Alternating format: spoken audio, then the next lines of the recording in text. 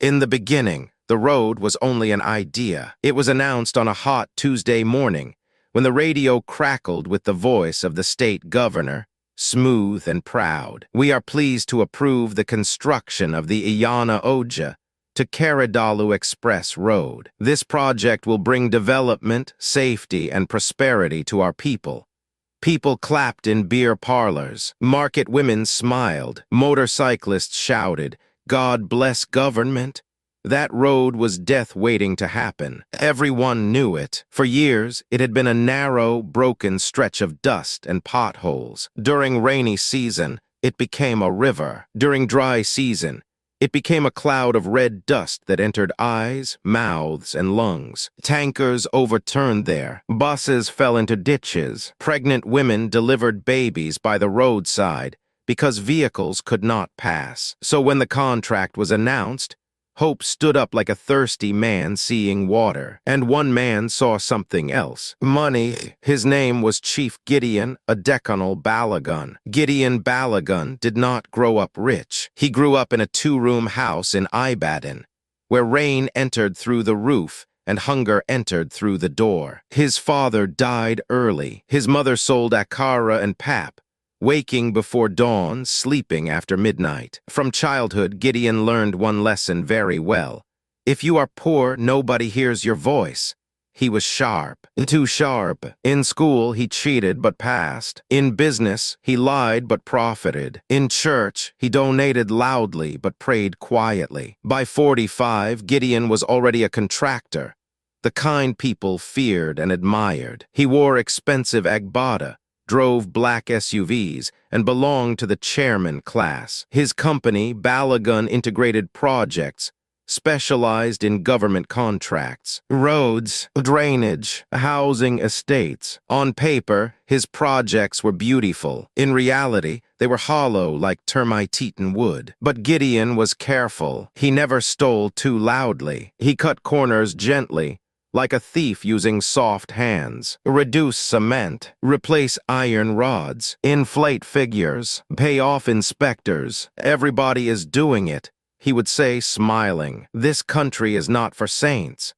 When the Iyana Oja road contract was announced, Gideon knew it was his chance, not just to eat, but to choke on money. The bidding process was a drama. Companies submitted documents thicker than the Bible. Engineers inspected proposals. Committees sat and argued. Gideon did not argue. He visited. He shook hands. He dropped envelopes that were heavier than paper. In one air-conditioned office, a permanent secretary cleared his throat and said quietly, "Chief, you know this road is sensitive." Gideon smiled and leaned forward. "Sir, sensitivity needs appreciation." The envelope slid across the table like a snake. The man coughed again. "We will do our best." And so, like that, the road was given to Gideon Balagun. The contract sum was 18 billion. 18 billion. When Gideon saw the figure, his heart beat like a drum at a festival. That night he opened champagne. "This road will change our lives," his wife, Moreo, said softly. Gideon laughed. "My dear, it will change our accounts."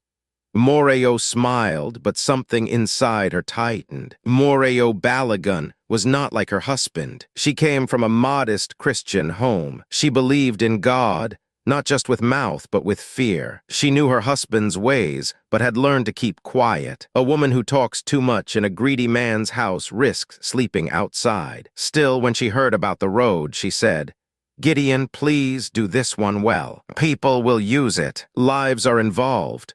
Gideon waved his hand. "Don't worry, I know what I'm doing." But Moreo did not rest. At night, she dreamed of cars falling. She dreamed of blood on asphalt. She dreamed of people calling her husband's name in pain. When she told Gideon, he laughed. "Dreams are for children." But the elders say, when a woman dreams for a man, heaven is whispering. Construction began with noise and celebration. Bulldozers roared. Workers sang. Politicians came for photo ops. A signboard stood proudly. Iyana Oja Karadalu Express Road Contractor. Balagun Integrated Projects Completion. 18 months behind the signboard, the truth hid like a thief. Gideon called his site manager, Cunnell, a loyal man with hungry eyes. "Cunnell," he said, "we must be smart." Cunnell nodded. "How smart, Oga?" Gideon lowered his voice. "Reduce cement ratio. Use cheaper gravel. The base thickness, cut it by half. Inspectors will come, you know what to do." Cunnell hesitated. "Sir, this road carries trailers." Gideon's eyes hardened. "Do you want to be rich or righteous?" Cunnell swallowed. "Rich, sir." And so the stealing began. What was meant to be solid became soft. What was meant to last 30 years was designed to fail in 5. Every shortcut added millions to Gideon's pocket. At night, he counted money. In the day, the road looked fine. But a pot that is cracked will betray fire. Not everyone kept quiet. One young engineer, Io Martins, fresh from university, noticed something. He measured, he checked, he frowned. One afternoon, he approached Cunnell. "Sir, the asphalt thickness is below standard." Cunnell laughed. "You are young. Learn how things work."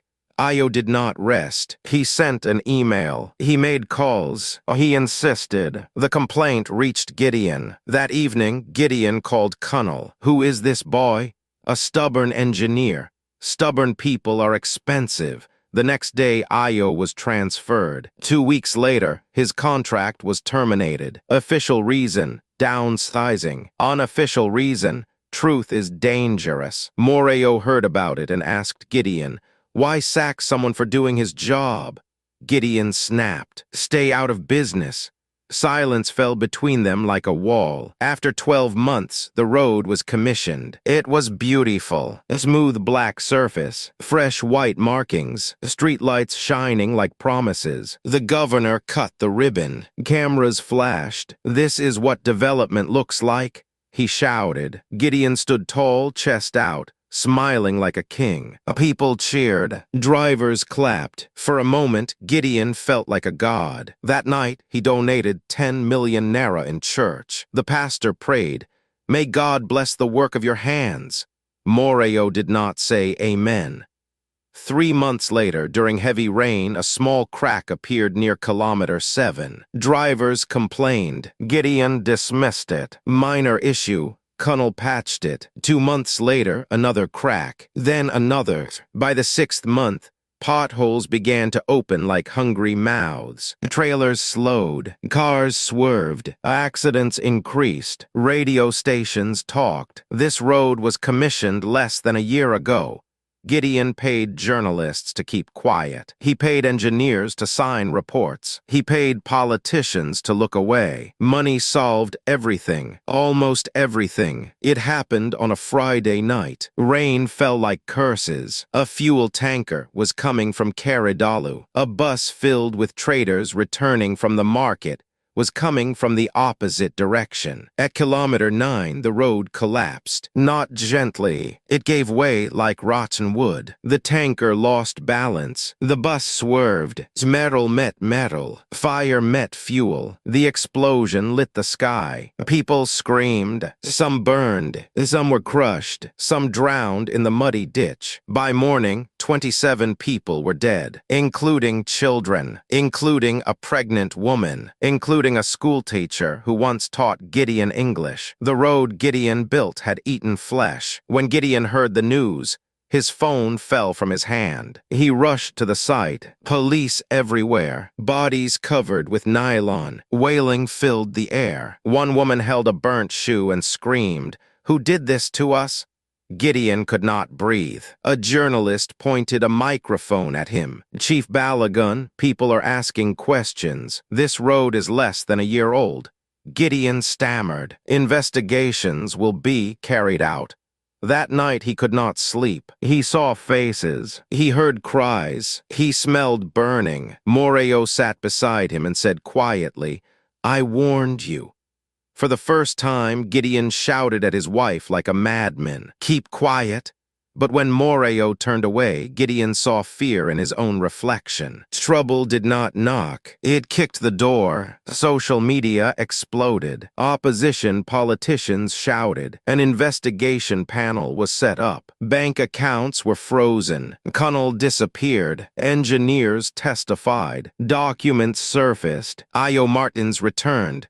Older, braver, holding evidence. Gideon was arrested. As he sat in a cold cell wearing faded clothes, he laughed bitterly. So this is how Judas felt. In court, names were mentioned. Bribes were exposed. But when politicians escaped quietly, Gideon was left alone. He was sentenced, not just by law, but by conscience. In prison, Gideon did not find peace. He dreamed every night of fire, of falling, of people asking why.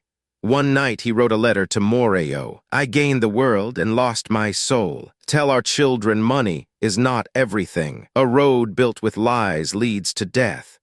Before dawn, Gideon Balagun was found hanging in his cell. Like Judas, money in his account, no peace in his heart. The road was rebuilt, this time properly. A memorial stood at kilometer 9. People still talk about Gideon Balagun. They say his houses are empty. His children changed their names. His wealth scattered like smoke. And elders say, the money you steal today may buy comfort, but it will rent sorrow tomorrow.